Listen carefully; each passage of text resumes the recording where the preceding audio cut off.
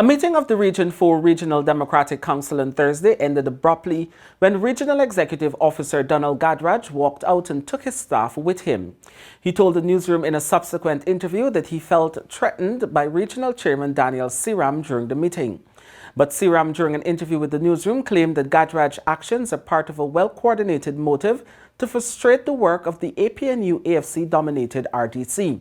As Seeram recalls, a budget circular was sent out by the Minister of Finance in July 2021, advising all RDCs of the process to be followed in preparing the 2022 budget proposal and informing of a September 6, 2021 deadline.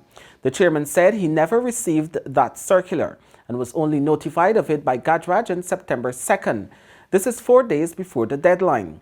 Gajraj, however, claims that it is not his responsibility to notify the chairman of the document, although they had a verbal exchange on the need for the budget to be prepared. Gajraj is in fact the clerk of the council who is tasked with informing the RDC of all correspondence. He admits that he sent an email on September 2nd reminding the chairman of the September 6th deadline. It was in response to a request from Seeram for Gajraj to organize several meetings to move the process forward. Seeram said Gajraj claimed he could not find suitable venues for the meetings because of the COVID-19 pandemic and the restrictions imposed by the gazetted order. Gajraj, who asserts full responsibility for submitting the budget, said he was forced to do so void of the input of the RDC. That budget has already received the approval of the relevant authorities in central government, Gajraj said.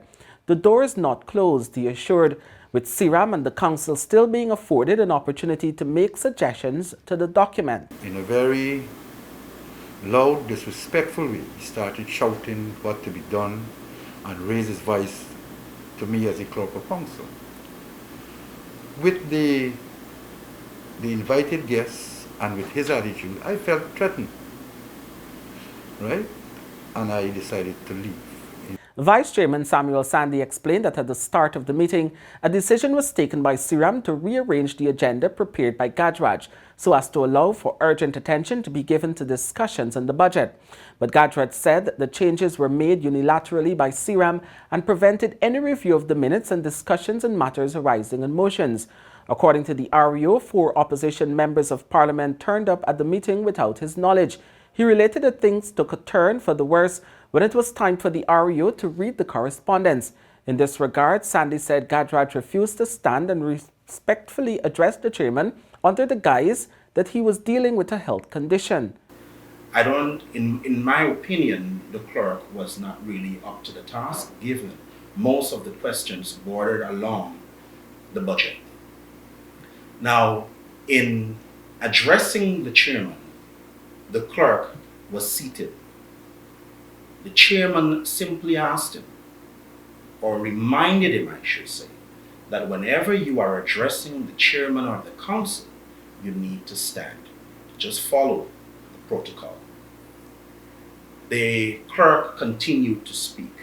But as Gajraj explained, he felt threatened by a shouting Seeram who sought to reprimand him after he informed the meeting that he had no correspondence to read while sitting. No date was set for the next meeting, but statutory meetings of the RDC are usually held on the 4th Thursday of every month. Gajraj seems comfortable that he was able to submit a budget with the timeline given by central government. But the regional chairman said the RDC has rejected the document, which he claimed violates the requirements of preparing it. He also noted that it was done without being ratified by the council.